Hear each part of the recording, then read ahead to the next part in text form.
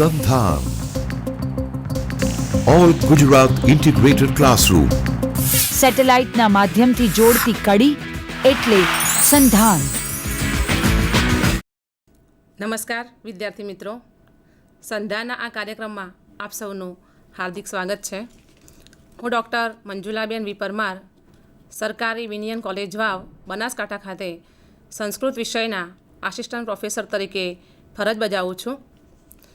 મિત્રો, આજે આપણે મનુસ્મૃતિના 7મા અધ્યાયનો પરિચય એ વિષય પર ભણીશું. મનુસ્મૃતિ એ ગ્રંથનો પરિચય મેળવીએ. મનુસ્મૃતિનો બાહ્ય પરિચય આ મુજબ છે. તેમાં કુલ 12 અધ્યાય છે, 2694 શ્લોક આપેલા છે. 12 અધ્યાયમાં અનુષ્ટુપ છંદનો પ્રયોગ જોવા મળે છે. અધ્યાય 7માં કુલ 226 શ્લોકો આપેલા છે.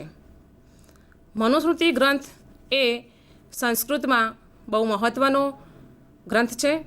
એના વિશે ઘણી બધી ટીકાઓ રચાઈ છે. તો મનુસ્મૃતિના મુખ્ય ટીકાકારો, એમના વિશે આપણે પરિચય મેળવીએ. એમની ટીકાઓ વિશે જોઈએ. મનુસ્મૃતિના મુખ્ય ટીકાકારો અને એમની ટીકાના નામ. પ્રથમ છે મેધાતિથિ. એમની ટીકાનું નામ છે મનુભાષ્ય. બીજા નંબરે ગોવિંદરાજ. એમની ટીકાનું નામ છે મનવાશયનશાલિની. ત્યારબાદ આવે છે કુલ્લુક ભટ્ટ. એમની ટીકાનું નામ છે મન્વર્થ મુક્તાવલી. સર્વજ્ઞ નારાયણ. એમની ટીકાનું નામ છે મન્વર્થ વિવૃત્તિ. રાઘવાનંદ. એમની ટીકા છે મન્વર્થ ચંદ્રિકા. ત્યાર પછી છે મણિરામ. એમની ટીકાનું નામ છે મન્વર્થ બોધિની અથવા સુખ બોધિની. રામચંદ્ર. એમની ટીકાનું નામ છે ચંદ્રિકા. ત્યાર પછી નંદન. એમની ટીકા નંદિની. અને ભારુચી. એમની ટીકાનું નામ છે મનુશાસ્ત્ર વિવરણ. આ સિવાય પણ અનેક ટીકા ગ્રંથો મળે છે. હવે આપણે શ્રુતિ અને સ્મૃતિનો ભેદ જોઈએ. શ્રુતિ એટલે શું અને સ્મૃતિ એટલે શું? તો શ્રુતિસ્તુ વેદો વિજ્ઞેયો ધર્મશાસ્ત્રમ તું વૈ સ્મૃતિ. આવું મનુસ્મૃતિના બીજા અધ્યાયના 10મા શ્લોકમાં કહેવાયું છે. શ્રુતિસ્તુ વેદો વિજ્ઞેયો. વિજ્ઞેયો એમાં એ શબ્દનો અર્થ થાય છે જાણવું. તો શ્રુતિ એટલે વેદ. વેદને આપણે શ્રુતિ સાહિત્ય તરીકે જાણવાના છે. અને ધર્મશાસ્ત્રમ તું વૈ સ્મૃતિ. ધર્મશાસ્ત્રો જે છે એને સ્મૃતિ સાહિત્ય તરીકે આપણે જાણીશું. ઋષિમુનિઓને જે જ્ઞાન પ્રાપ્ત થયું છે એને આપણે વેદો તરીકે ઓળખીએ છીએ. અને એ જ શ્રુતિ સાહિત્ય છે. કારણ કે સામાન્ય રીતે શ્રુતિ શબ્દનો અર્થ થાય છે શ્રુતિ એટલે સાંભળવું અને સ્મૃતિ એટલે યાદ રાખવું, સ્મરણ કરવું. શ્રુતિ એ 4 વેદો એને અપૌરુષેય રચના માનવામાં આવે છે. એ કોઈ વ્યક્તિએ રચેલી રચના નથી, પરંતુ વેદોનું જ્ઞાન ઋષિમુનિઓને થયું હતું. મહર્ષિઓને એ જ્ઞાનનો સાક્ષાત્કાર થયો હતો. તો આવું જે જ્ઞાન છે એ વૈદિક જ્ઞાન છે. એ 4 વેદો ઋગ્વેદ, યજુર્વેદ, સામવેદ અને અથર્વવેદ. અને આ જે વેદોનું જ્ઞાન છે એને સ્મરણ કરીને સ્મૃતિરૂપે જે સાચવી રાખ્યું છે એ જ્ઞાન એટલે ધર્મશાસ્ત્રો. તો આ ધર્મશાસ્ત્રના જે ગ્રંથો છે સ્મૃતિઓ, અને સ્મૃતિઓ વિશે કહેવાયું છે કે શ્રુતિમ પશ્યંતિ મુનયઃ સ્મરંતી ચ તથા સ્મૃતિમ તસ્માત પ્રમાણમ ઉભયમ પ્રમાણૈ પ્રાપિતમ ભુવિ ઋષિ દર્શનાત સાક્ષાત્કૃત ધર્માણ ઋષયો બભૂવુઃ ધર્મમ જિજ્ઞાસમાનામ પ્રમાણમ પરમમ સ્મૃતિ. એટલે કે મુનિઓને જે શ્રુતિઓનું દર્શન થયું છે, મુનિઓએ જે શ્રુતિનું દર્શન કર્યું છે અને તે જે સ્મરણ કરીને સાચવી રાખ્યું છે તે સ્મૃતિ છે. જે દર્શન થયું છે તે શ્રુતિ છે અને જે સ્મરણ દ્વારા સાચવી રાખ્યું છે તે સ્મૃતિ છે. તો આ જે શ્રુતિ અને સ્મૃતિ એ બંને વસ્તુઓ ધર્મ માટે એટલું જ પ્રમાણ રાખે છે. અને એમાં જે શબ્દ છે ઋષિ દર્શનાત એટલે ઋષિઓને દર્શન થયું છે. સાક્ષાત્કૃત ધર્માણ ઋષયો બભૂવુઃ એટલે કે જે ધર્મનો ઋષિઓએ સાક્ષાત્કાર કર્યો છે. અને આગળ શબ્દ છે ધર્મમ જિજ્ઞાસમાના નામ. જિજ્ઞાસુ જે છે ધર્મના જિજ્ઞાસુ એટલે કે ધર્મને જાણનારાઓ જે છે, જાણવાની ઈચ્છાવાળાઓ, એમના માટે તો વેદ અને સ્મૃતિ બંને પ્રમાણ છે. હવે આપણે શ્રુતિ અને સ્મૃતિ એનો ભેદ સારી રીતે સમજી ચૂક્યા છીએ. વિદ્યાર્થી મિત્રો, વેદ વાંગ્મય એટલે શ્રુતિ અને ધર્મશાસ્ત્ર એટલે સ્મૃતિ. એમાં 18 સ્મૃતિઓ મુખ્ય છે. તો મનુ, યાજ્ઞવલ્ક્ય, પરાશર વગેરે એના પ્રમુખ સ્મૃતિકારો છે. હવે સ્મૃતિ અને ધર્મશાસ્ત્ર એ પર્યાય વસ્તુ આપણે જોઈ ચૂક્યા છીએ, સમજી શક્યા છીએ. તો ધર્મ શબ્દ જેમાં આવે છે તો ધર્મને આપણે બહુ વિગતવાર સમજવો જરૂરી છે. ધર્મની વિભાવના જોઈએ આપણે. તો ધર્મ શબ્દમાં ધ્રુવ ધાતુ રહેલો છે. ધ્રુવ એટલે શું? ધ્રુવ ધાતુનો અર્થ થાય છે ધારણ કરવું. ધારણાત ઇતિ ધર્મ.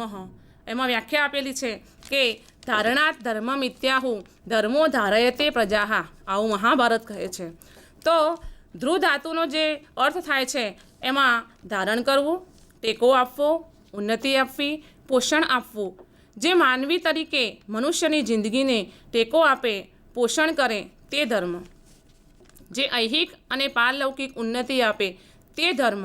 આ જે ધર્મ છે એને આપણે રિલિજિયનના અર્થમાં નથી લેવાનું, કોઈ સંકુચિત કે સંપ્રદાયના અર્થમાં લેવાનું નથી. કારણ કે આ સંપ્રદાય એ તો મનુષ્યોએ બાંધેલા વાડાઓ છે. સમાજની જે વ્યવસ્થા છે એને ટકાવી રાખવા માટે મનુષ્યોએ બાંધેલા વાડા એટલે ધર્મ. પરંતુ ધર્મ શબ્દ શું છે એને આપણે સમજીએ તો આંખોનો ધર્મ છે જોવાનો, કાનનો ધર્મ છે સાંભળવાનો. એ રીતે વિદ્યાર્થીઓનો ધર્મ છે વિદ્યા પ્રાપ્ત કરવી, શિક્ષકનો ધર્મ છે ભણાવવું, અધ્યાપન કરાવવું. તો એ જ રીતે માનવનો ધર્મ શું છે? માનવનો ધર્મ છે માનવતાનો. અહીં મને ગુજરાતી સાહિત્યની સુંદર પંક્તિઓ યાદ આવે છે કે પૃથ્વી ઉછંગે ઉછરેલ માનવી, હું માનવી માનવ થાવ તો ઘણું. અહીં માનવીને માનવ થવાની વાત કરવામાં આવી છે. શા માટે? કારણ કે મનુષ્ય પોતાનો ધર્મ ચૂકે, પોતાના ધર્મમાં સહેજ પણ ચલિત થાય તો સમાજમાં અવ્યવસ્થા ફેલાય છે અને અરાજકતા વ્યાપી જાય છે. આ અવ્યવસ્થા ન ફેલાય એના માટે તૈત્તિરીય ઉપનિષદ કહે છે કે ધર્મમ ચરહ, તું તારા ધર્મનું આચરણ કર. અને સ્વધર્મે નિધનમ શ્રેય પરધર્મો ભયાવહ. આવું શ્રીમદ ભગવદ્ ગીતા કહે છે કે પોતાના ધર્મમાં તો મૃત્યુ પણ શ્રેયસ્કર છે, જ્યારે પારકાનો એટલે કે પરધર્મ એ બહુ ભયાવહ છે. મનુસ્મૃતિ કહે છે કે આચારઃ પરમો ધર્મ, એટલે કે આચાર એ જ આપણો પરમ ધર્મ છે. તો ધર્મ એટલે શું એ આપણે હવે આ રીતે સમજીશું, એને વિસ્તૃત અર્થમાં સમજીશું, માત્ર કોઈ સંકુચિત અથવા સંપ્રદાયના અર્થમાં નહીં સમજીએ. હવે આ જે ધર્મ છે એ ધર્મનું મૂળ ક્યાં છે એના માટે મનુસ્મૃતિમાં જ બીજા અધ્યાયમાં કહેવાયું છે કે વેદો ખિલો ધર્મમૂલમ સ્મૃતિશીલે ચ તદ્વિદામ આચારશ્ચૈવ સાધુનામ આત્મનસ્તુષ્ટિરેવ ચ. તો વેદો ખિલો ધર્મમૂલમ એટલે અખિલ વેદ જે છે, સમગ્ર વેદ, સમસ્ત વેદો અને વેદોને જાણવાવાળાની સ્મૃતિ અને શીલ તદ્વિદામ, સ્મૃતિશીલે તદ્વિદામ એટલે કે તેને જાણનારાઓના સ્મૃતિ, એમની સ્મરણ શક્તિ અને શીલ. શીલ શબ્દનો બહુ ગહન અર્થ છે, માત્ર ચારિત્ર કે કેરેક્ટરના અર્થમાં નથી લેવાનો. કારણ કે શીલ એ સદાચાર, શીલ એટલે સદ્ગુણો, આ બધા જે શીલમાં રહેલા જે છે એ વસ્તુઓને આપણે સમજવાની છે. તો આ જે છે શીલ, એમના શીલ અને સ્મૃતિ તથા સાધુઓ એટલે કે સજ્જનોનું આચરણ, આચારશ્ચૈવ સાધુનામ અને આત્મનસ્તુષ્ટિરેવ ચ, આત્મતુષ્ટિ, આ બધા ધર્મના મૂળ છે. આવું મનુસ્મૃતિના બીજા અધ્યાયમાં કહેવાયું છે. હવે મનુસ્મૃતિમાં જે મનુસ્મૃતિના સ્મૃતિકારો છે એમના વિશે આપણે પરિચય લઈએ. મિત્રો, સ્મૃતિ સાહિત્ય જોઈએ તો આમ તો 100 કરતાં વધારે સ્મૃતિઓ સંસ્કૃતમાં છે, પરંતુ એમાંથી અત્યારે 18 સ્મૃતિઓ આપણને મુખ્ય રૂપે મળે છે. તેમાં મનુસ્મૃતિ એ સૌથી પ્રથમ અને આદ્ય સ્મૃતિ છે. અત્યારે ઉપલબ્ધ જે મનુસ્મૃતિ છે તે ઈસવીસન પૂર્વે 2થી ઈસવીસનની 2જી સદી સુધીમાં રચાયેલું હોવાનું મનાય છે. સ્મૃતિ સાહિત્યના 18 સ્મૃતિકારો વિશે યાજ્ઞવલ્ક સ્મૃતિમાં પ્રથમ અધ્યાયમાં ઉલ્લેખ કરવામાં આવ્યો છે, જે આપણે જોઈએ.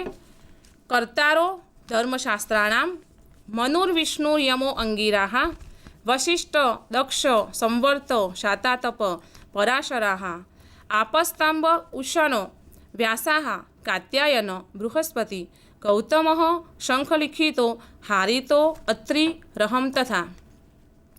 જે મુખ્ય સ્મૃતિકારો છે એમાં મનુ, વિષ્ણુ, યમ, અંગિરસ, વશિષ્ઠ, દક્ષ, સંવર્ત, શાતાતપ, પરાશર, આપસ્તંભ, ઉશનસ, વ્યાસ, કાત્યાયન, બૃહસ્પતિ, ગૌતમ, શંખલિખિત, હારિત, અત્રિ અને યાજ્ઞવલ્ક્ય. આટલા મુખ્ય સ્મૃતિકારો છે. હવે મહર્ષિ મનુની સ્મૃતિ એટલે મનુસ્મૃતિ. તો આ મનુસ્મૃતિ વિશે એવું કહેવાયું છે કે યદ વૈ મનુરબ્રવીત તદ વૈસજમ, આવું તૈત્તિરીય સંહિતા કહે છે. એટલે કે યદ વે મનુએ જે કંઈ પણ કહ્યું છે, મનુરબ્રવીત મનુએ જે કંઈ પણ કહ્યું છે, તદ ભૈસજમ તે ઔષધ સમાન છે. ઔષધ એટલે દવા. મનુષ્ય અથવા કોઈ પણ વ્યક્તિ બીમાર હોય એના રોગમાં, બીમારીમાં દવા જે કામ કરે છે તેવું કામ અહીંયા જે મનુએ કહેલું છે તે કરી રહ્યું છે. કારણ કે સમાજમાં જ્યારે કોઈ સમસ્યા ઊભી થાય ત્યારે મનુ ભગવાનની જે સ્મૃતિ છે, મનુસ્મૃતિ, એ ઔષધનું કામ કરે છે. મનુ મહર્ષિએ આ સ્મૃતિ અનેક ઋષિઓને કહી છે. તેમાંથી ભૃગુ ઋષિએ આ સ્મૃતિ પ્રાપ્ત કરી, જેને આજે ભાર્ગવીય મનુ સંહિતા તરીકે પણ ઓળખવામાં આવે છે. અને મનુસ્મૃતિના પ્રત્યેક અધ્યાયને અંતે આવતી ઇતિશ્રીમાં આવો ઉલ્લેખ જોવા મળે છે કે ઇતિ શ્રી માનવ ધર્મશાસ્ત્રે ભૃગુ પ્રોક્તાયામ સંહિતાયામ. એટલે કે આ જે ઇતિશ્રી જોવા મળે છે એના આધારે એવું કહી શકાય કે મનુસ્મૃતિમાં ચોક્કસ મહર્ષિ ભૃગુનો ફાળો હશે જ, એ આના આધારે આપણે કહી શકીએ છીએ. મિત્રો, મનુસ્મૃતિનો ટૂંક પરિચય મેળવ્યા પછી હવે આપણે મનુસ્મૃતિના 7મા અધ્યાય વિશે ચર્ચા કરીશું. 7મા અધ્યાયનું નામ છે રાજધર્મ. અને આ અધ્યાયના મુખ્ય જે વિષયો છે તેમાં જોઈએ તો પ્રથમ છે મનુની રાજાની વિભાવના, દ્વિતીય નંબરે છે રાજદંડ, પછી રાજાના કર્તવ્યો અને વ્યસનો, મંત્રીઓ, દૂત, દુર્ગ અને તેના પ્રકારો, યોદ્ધાઓના ધર્મો, ગુલ્મ યોજના, કર પદ્ધતિ, રાજાની દિનચર્યા, અષ્ટવિધિ કર્મ અને પંચવર્ગ, રાજમંડળની પ્રકૃતિઓ, સમાધિ ઉપાયો, ષડગુણો અને વ્યૂહરચના. આટલા મનુસ્મૃતિના 7મા અધ્યાયના પ્રમુખ વિષયો છે. તો દરેક વિષયને આપણે વિગતવાર સમજીએ. સૌ પ્રથમ જે પ્રથમ વિષય છે મનુની રાજાની વિભાવના. ભગવાન મનુએ રાજા વિશે શું વિભાવના આપી છે તે જોઈએ. તો મનુસ્મૃતિના 7મા અધ્યાયનો પ્રથમ શ્લોક છે કે રાજધર્માન પ્રવક્ષ્યામિ યથાવૃત્તો ભવેન નૃપઃ સંભવશ્ચ યથા તસ્ય સિદ્ધિશ્ચ પરમા યથા. હવે હું રાજાના ધર્મોને જાહેર કરીશ, આવું મનુ ભગવાન કહે છે. અને રાજાએ કેવી રીતે વર્તવું, આચરણ કરવું અને તેની ઉત્પત્તિ કઈ રીતે થઈ તથા તેની પરમ સિદ્ધિ કઈ રીતે થાય તે પણ હું કહું છું. રાજાએ કેવી રીતે વર્તવાનું છે અને રાજાની ઉત્પત્તિ કેવી રીતે થઈ છે તે વિશે હવે આપણે જાણીએ. બ્રાહ્મણ પ્રાપ્તેન સંસ્કારમ ક્ષત્રિયેણ યથાવિધિ સર્વસ્યાસ્ય યથા ન્યાયમ કર્તવ્યમ પરિરક્ષણમ. વેદે નિયત કરેલ વિધિ મુજબ જેણે સંસ્કાર મેળવ્યા છે તેવા ક્ષત્રિયે આ બધા વિશ્વનું ન્યાયી રીતે, યોગ્ય રીતે રક્ષણ કરવું જોઈએ. અહીં વાત કરી છે ક્ષત્રિયે રાજા બનવાનું છે. તો મનુસ્મૃતિ એ વર્ણાશ્રમ ધર્મ વ્યવસ્થામાં માને છે. બ્રાહ્મણ, ક્ષત્રિય, વૈશ્ય અને શૂદ્ર, આ જે સમાજના 4 વર્ગો છે એને મનુસ્મૃતિ એ મુજબ ચાલે છે. તો વેદે નિયત કરેલ વિધિ મુજબ જેણે સંસ્કાર મેળવ્યા છે એ વાત અહીંયા કરવામાં આવી છે કે રાજા થવા માટે ક્ષત્રિયને સૂચન કર્યું છે. પણ એ ક્ષત્રિય કેવો હોવો જોઈએ? તો એનામાં વેદે નિયત કરેલ વિધિ મુજબ સંસ્કારોનું સિંચન થયેલું હોવું જોઈએ. તો જે સંસ્કારો સૂચવાયા છે અહીં આ જ ગ્રંથમાં અન્યત્ર પણ કહેવાયું છે કે જન્મના જાયતે શૂદ્રઃ સંસ્કારાત દ્વિજઃ ઉચ્યતે. અર્થાત જન્મથી દરેક માણસ શૂદ્ર જ છે અને સંસ્કારોના આવિષ્કાર બાદ તે બ્રાહ્મણ, ક્ષત્રિય કે વૈશ્ય બને છે. જો સંસ્કાર વગરનો બ્રાહ્મણ એ બ્રાહ્મણ નથી અને સંસ્કારથી યુક્ત શૂદ્ર એ શૂદ્ર નથી. તો સંસ્કારોનું સૂચન કરવામાં અહીંયા આવ્યું છે. તેથી જ કહેવાયું છે કે ઉગે કમળ પંકમાં તદપી દેવ શિરે ચડે નહીં કુળથી કિંતુ મૂલ મૂલવાય ગુણો વડે. એટલે કે અહીં જન્મજાત નહીં પરંતુ એના કર્મો પ્રમાણે અને કુળ પ્રમાણે નહીં પણ એના ગુણ પ્રમાણે જોવાનું છે આપણે. તો વેદે નિયત કરેલ વિધિ મુજબ જેણે સંસ્કાર મેળવ્યા છે તેવા ક્ષત્રિયે આ બધા વિશ્વનું ન્યાયી રીતે એટલે કે યોગ્ય રીતે રક્ષણ કરવાનું છે.